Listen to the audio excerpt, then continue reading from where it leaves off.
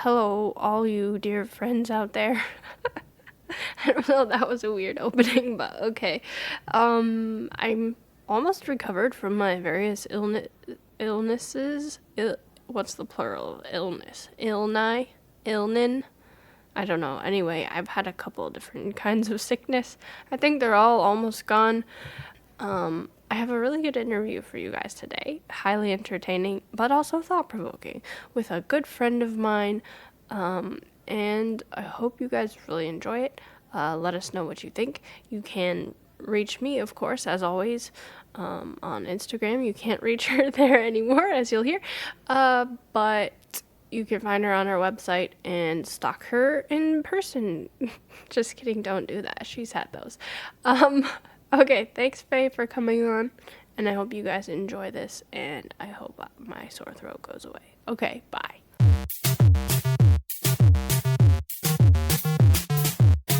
Okay, so thank you for being here. I'm excited to talk to you. You and I go way back. Way back. Way back to like the fun times days, right? So first of all, can you just tell us who you are? What are you about?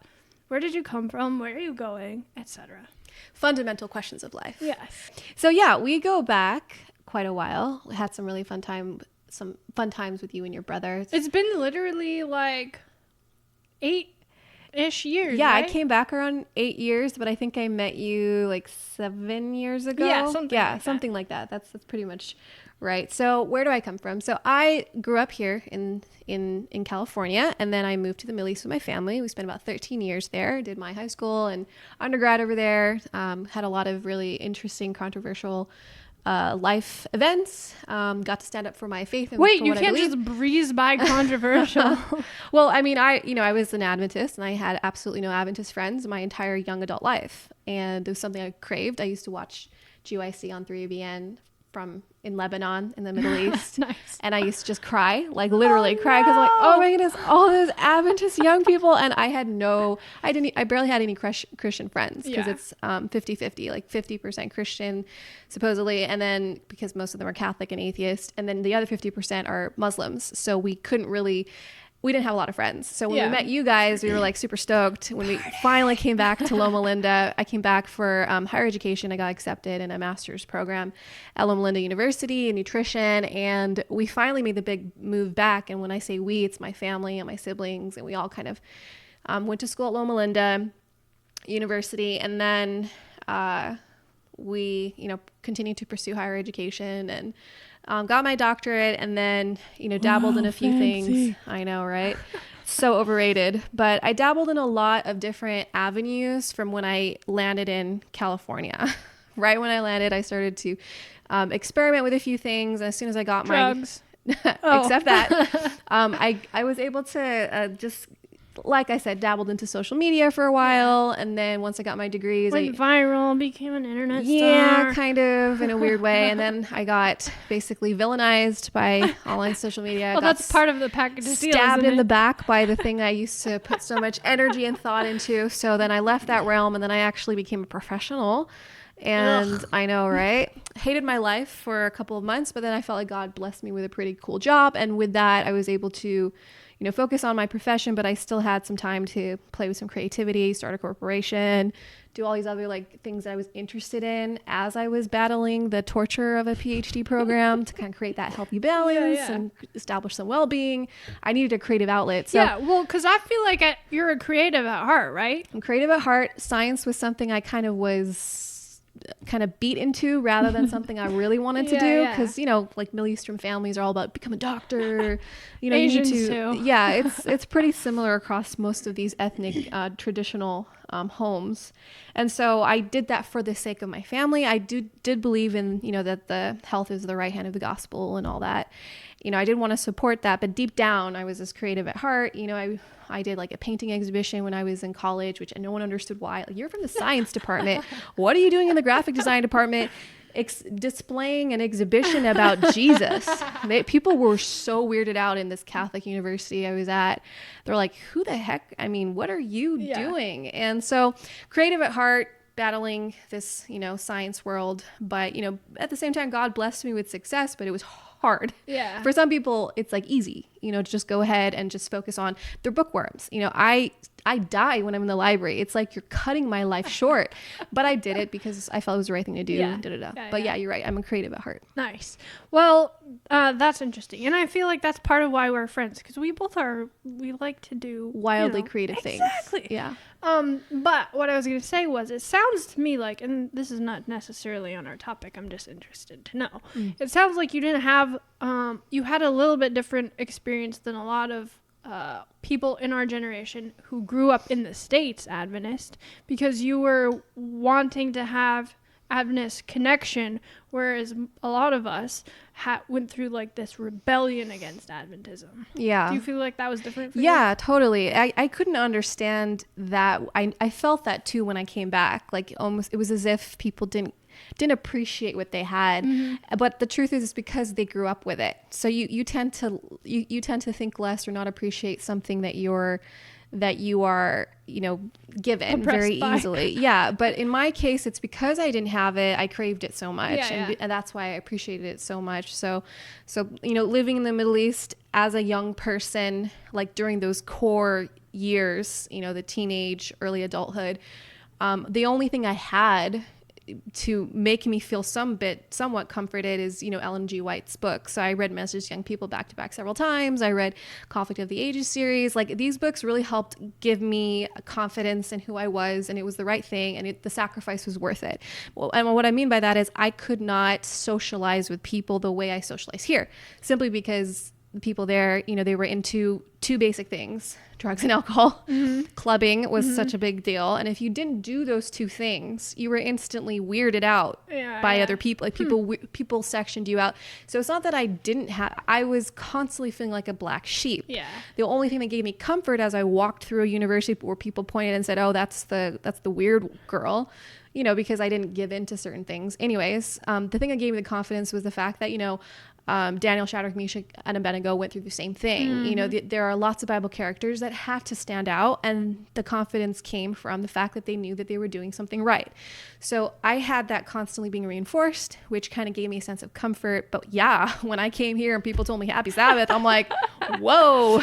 Wait, so, but Praise then the did you Lord. ever have a period of like feeling frustration with Adventism at all, or not really? Yeah, after I came here and the bliss of being in the Adventist And you realized Mecca. how terrible everyone was. Well, you know what? I will tell you this. I was such a strong Christian Adventist believer when I was in Lebanon than when I came to the Mecca of Adventism, which is really sad to say. Trial by fire. It says a lot about, because, and I think a lot of that had to do with, I felt so watered down when I came here, because, you know, you only get fired up when you're in the fire, you know, and I felt that I had to stand up for what I believe every single day. I mean, I had exams coming on Saturday. I had to go beg the teachers and explain to them the 10 Commandments and talk to them about the state, you know, the Sabbath Bible verses, and they would look at me like I'm a retard.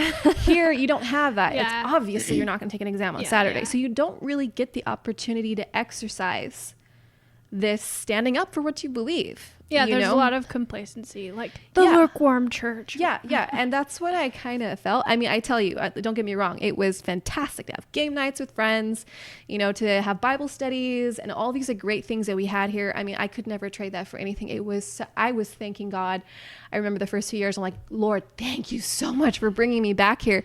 It wasn't until a few years later, as I got to know different components of the church. I mean, I feel like we have a really good, solid place. Like, there are some great avenues for like great social gatherings and Bible studies, great content, really focused on the word, very conservative, I guess you could put it that way. It's fantastic. But what I've been hearing surfacing in the church are things that I'm not going to talk about any of the topics because it's not about that. But let's just say there was a lot that I saw, heard among other Adventist young people that shocked me. And I guess you could say sometimes I look back to Egypt, if you could put it that way, and I say, wow, I kind of miss being there, but I don't want to tempt the Lord.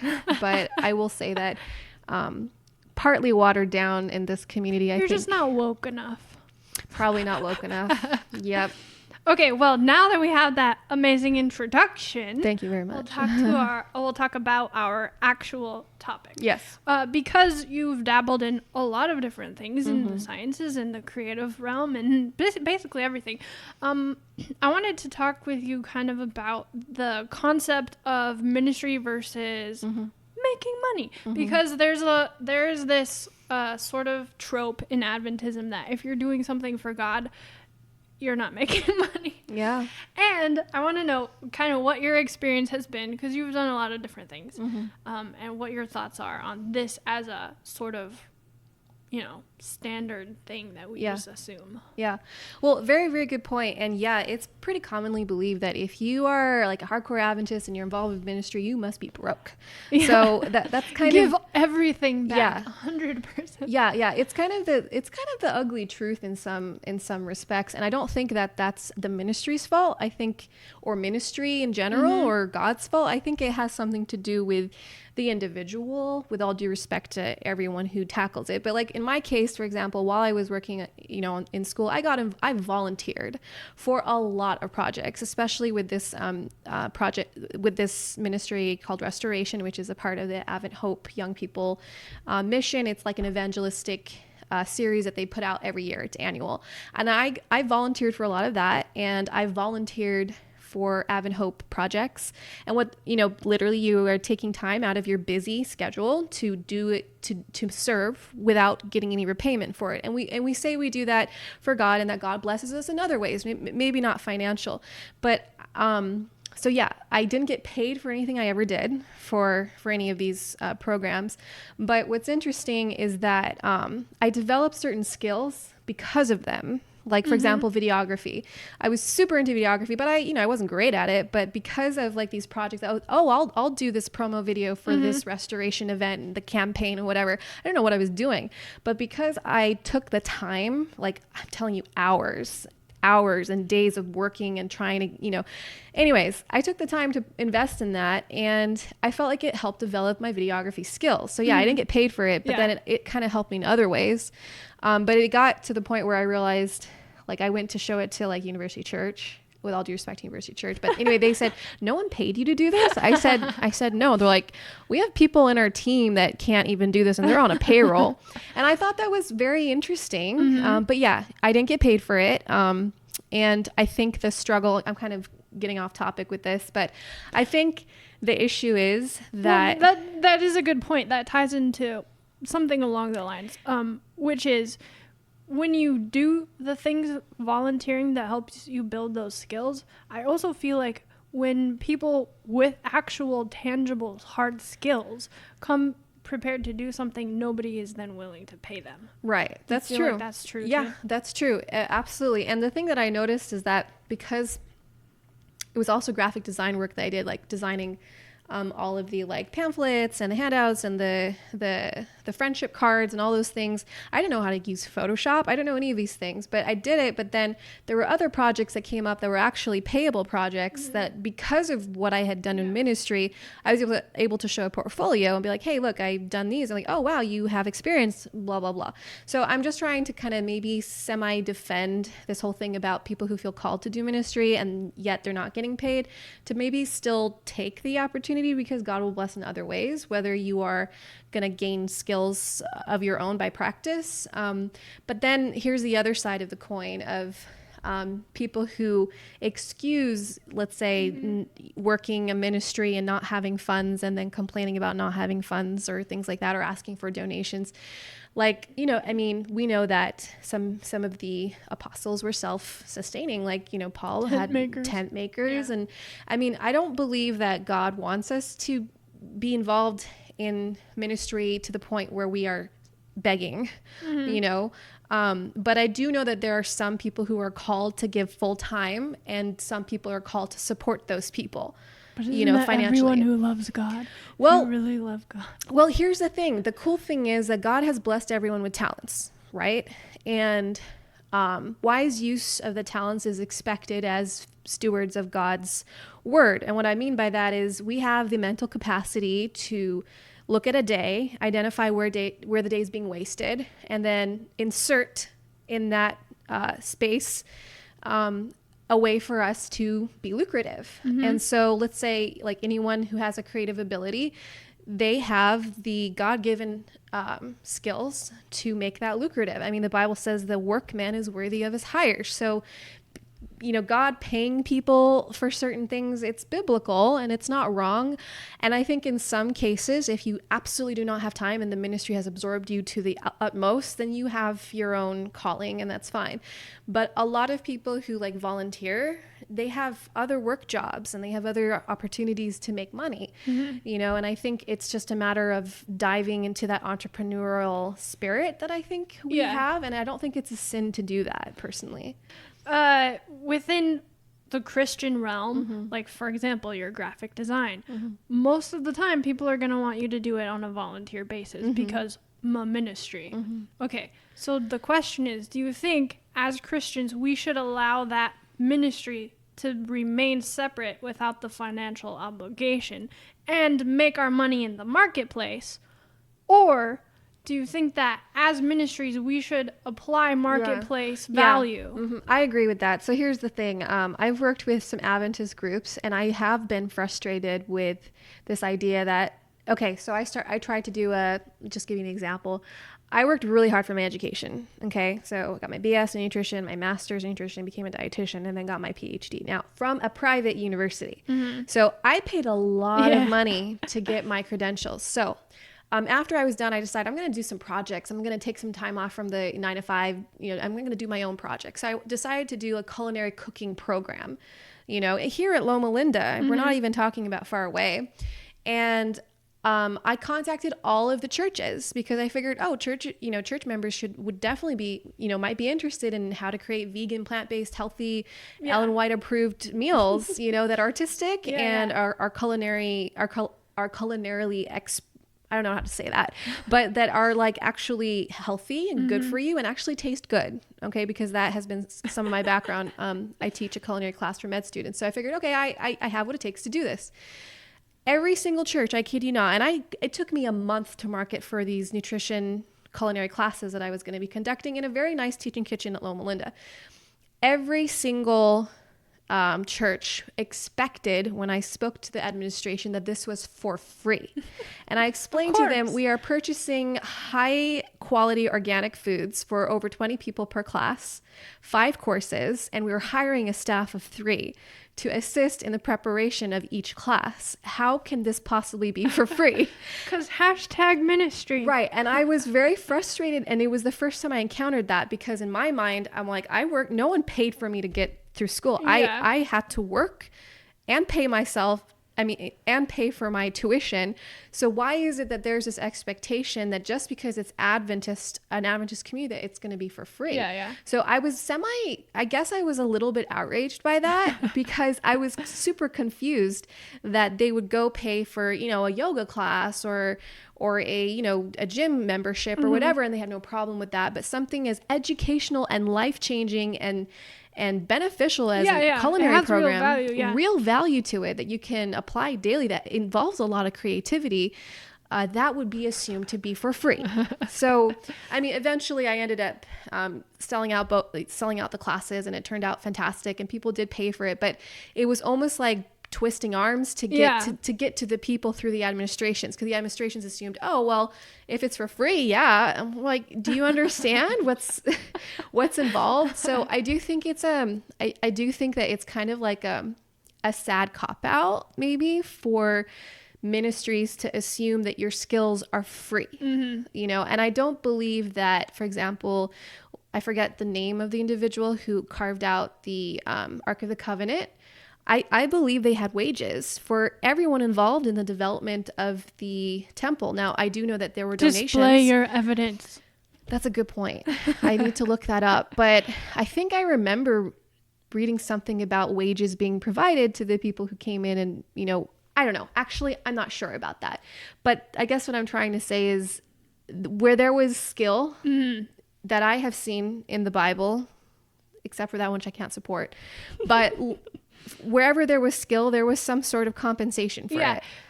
Okay, so what about this concept? I'm just spitballing here. Yeah, and I'm going to be looking for this while you're talking to me. Yeah. So we already have the financial obligation for Christians by the church to give financially to the church, 10% tithe, 10% offering.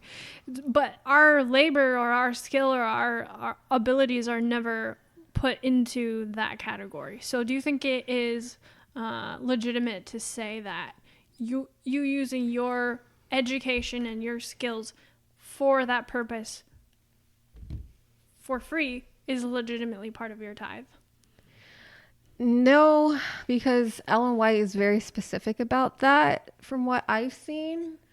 I can In see, what way? I can see, well, she talks about a tenth of all of your earnings being the tithe. Now, I can see that as offering, possibly. You know, like you're offering up your time. I don't know if is it exactly 10% for offering? I know it is for tithe, but offering is kind of at your own discretion. Yeah, but it's whatever like you feel. recommended. Like there's a percentage for all the different categories that's Right. recommended. Right. I mean, I can see the volunteer work as a part of the offering category, but I do believe from what I've seen that tithe is the 10% fixed of whatever you gross, not what you net, but what you gross, like even before taxes. Like at least that's what I do. Yeah. That's what I felt compelled to do. So yeah, I think you could do it as an offering to the Lord, but I don't know. So you're saying we believe tithe. should place market value on skills in ministry, and we should also pay our tithe. I mean, I would think so. Okay. I don't know. You're putting me in a weird spot. I don't know what to tell you, but Well, I'm not I'll trying to tell grill you. I'm just yeah. throwing out ideas. I'll tell you what I do. Like I believe that tithe is a monetary payment of a tenth of whatever I gross income wise. Now, in terms of offering, it's either whatever I submit to the church when I go in the offering plate, or just a donation for like a ministry, or a donation maybe for like a charity or like a kids foundation or something like that, and volunteer work. So those are all things that I consider offering, but if there's something more specific, I'm happy to know, but that's kind of what I do. Yeah. Okay. Yeah. That makes sense. I buy it. Sure. Cool. Thanks. So what kind of things are you working on, and how are you sort of walking the line between, the marketplace and ministry? And how do you see that in the future too?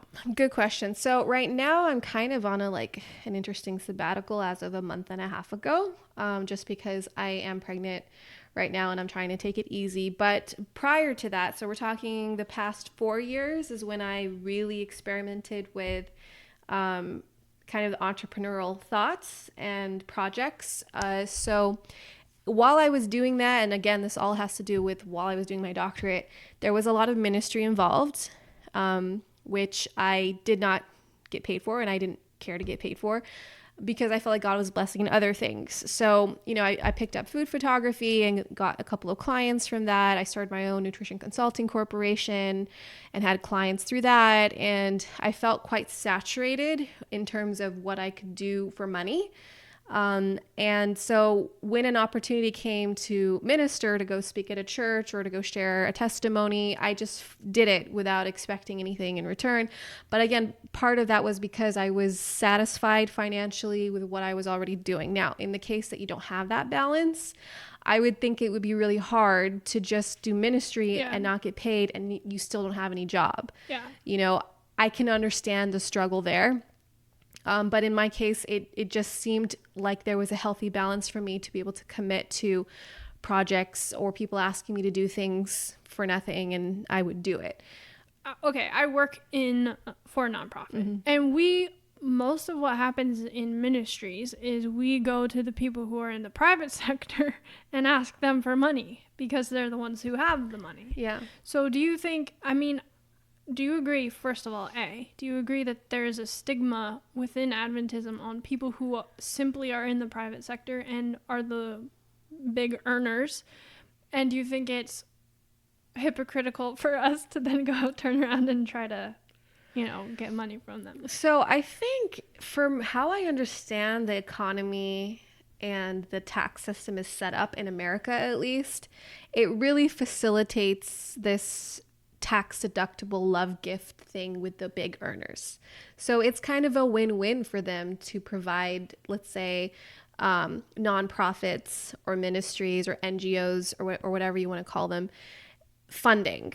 So I think it's designed to make it Well, easy sure, to yeah, do there that. are financial incentives, Yeah. which obviously makes it possible. But like as far as the attitude within the church of like, okay, we kind of look down our noses at these people because they're focused on making money, but also, can we have some of your money? Yeah. So I guess how I see it is that it kind of depends on the actual organization that's requesting the funding, you know? I mean, they have everyone on a payroll, you know, like you're on a payroll, which is expected. I mean, you're working in an organization. And so I believe to a certain degree, some organizations can be self-sustaining. That's what I believe. If I had an organization like this of my own, I would like to create that I don't need you mindset. Right. But I do understand in some of, and yes, there is a stigma. Sometimes it's really icky. I get it. But I do understand in the way the biblical structure of certain organizations, from what we've seen in the early church, that there are earners and there are givers. The earners can become givers, and that's a healthy attribute. And you're exercising this, sympathy, empathy, all those great qualities that we need as Christians. But I guess what I'm trying to say is I don't really like the expectation being there. If you receive it, fantastic. But this raw, unapologetic expectation that, because we're a ministry, we deserve or whatever. Yeah. That is what I don't like. Yeah, I think yeah. it's so wonderful when, I don't know if you know the full story of how 3ABN started, Three Angels Broadcasting Network. It just kind of all started by surprise free will give offerings that were just given. The attitude in which it was received was so genuine and pure, and it beckoned people to continue giving because there wasn't an expectation for it. But yeah, I do believe that eventually these types of attitudes can get corrupted, and there's going to be maybe a nasty expectation and lack of gratitude and all that stuff that go along with it, that can be, I think, hurtful to a ministry, because the ministries that are focused 100% all their time on preaching the gospel and not getting paid for it because they're reaching out as a service to other people. I get that they sometimes need support from people who make a lot more money and haven't committed their lives to ministry, and so I think there's a healthy exchange there if there's this system of gratitude and giving and kindness and, gratefulness and all that. If that's there, if it's not there, then I think there's something wrong with the ministry. Yeah. So, Okay, that makes sense. Yeah. What about this as a concept? We're talking big ideas here, just very theoretical. Yeah. Do you think there is a separation of people who are called to be the earners and people who are called into ministry? Or maybe do you think there's also a distinction where in one season of your life you're doing ministry, in one season of your life you're supporting? Do you think there's an ideal there? One way? Yeah. I believe that God calls us at different seasons of our lives to do different things. For me, there was a huge, obvious call for a certain time. You need to be involved with ministry. You need to taste what that's like. And then there came, you need to taste what it's like to make money and work hard and be accountable to someone, Start making it rain. Yeah, no, seriously. There was a time where I was so involved with ministry and I was fine with not having money. But then there was a time where I was so saturated with work and making money that I believed in my heart this was temporary, at least that phase, because it was so outrageous how much work and money was coming in. And I was responsible. It's not like I went crazy. I paid off my loans as soon as I could. And I didn't buy a Lambo. And I paid off my loans immediately. And, I did everything I could to ensure that I was being a faithful steward. I always tithed the first thing, etc. But I think to go back to what you're saying. But then the distinction from what you're talking about, the body of Christ consists of a head, the hands, the heart, the legs. Not one can say I'm better than you or I'm more important than you. Each one has its role. So there are people like physicians, for example, who can't be 100% in ministry. They just can't because their demands on them are quite outrageous, and it has a lot to do with studying hard, long hours, and working with patients, etc. But Ellen White, and it's known that especially at this time, physicians make quite a lot of money, supposedly. It depends, of course, what profession you're going in. But I mean, they're supposed to be quite high earners. But Ellen White actually talks about them as well as having a ministry of their own as a physician, and that she says that in Ministry of Healing, she says that the physician can do what the man in the pulpit cannot do in terms of reaching the patients. So it's not to completely excuse, let's say, a busy physician from doing ministry. They still have their responsibility, because here's the thing, with work, you're always going to be in contact with people. Your example could be a source of ministry. You don't necessarily have to have a Bible study with someone. Yeah. You can simply take a stand during a business transaction to not be dishonest about something. And that could be a mind blower for someone who, has cheated their way into the business world. Yeah. So I think the distinction is kind of gray, because you are supposed to carry your ministry into the work field, into the workforce. And at the same time, as a person who's 100% in ministry, maybe God has called that person to do that, and that is their calling, and they are the hand in that, let's say the left hand of the gospel. Sorry, the right hand of the gospel. I keep on getting those wrong. What's the left hand of the gospel? I never knew. But right, that's hand, the one that slaps you into Wait, hell. Hold on, that's wrong. The right hand of the gospel is a health message. But let's say the left hand. I don't know. The left hand of the gospel is the private market. Yeah, actually, I never knew what that was. We should look that up in the app. But I think that whether you're a doctor or a nurse or an architect or a businessman, you still can minister where you're at, and that's okay that you're not 100% in it, because we still need doctors, and we still need people to build houses, and we still need people to, do whatever else people do. It doesn't, like, if everyone went straight into ministry, who would do all these other things that we need to survive as a civilization? So everyone else. Yeah. All the lost people. So it just depends on what God calls a person to do. But how do you know that? How do I know what? What God's calling you to do? Well, like through prayer and fasting and, direction and the 5 pillars and, there's lots of ways. All right. We're kind of coming to the end of our time, but do you have any suggestions or advice for people who maybe would like to do something ministry oriented, but would like to be self-sustaining at the same time? So here's the thing with the way the world does things, not that we should look to them for advice, but here's the thing. God says to do whatsoever you do it with all of your might. Okay. So that means doing it with a lot of enthusiasm, energy, and commitment and perseverance. Not the easy way out. It doesn't say that, just choose the easy way out and you're fine.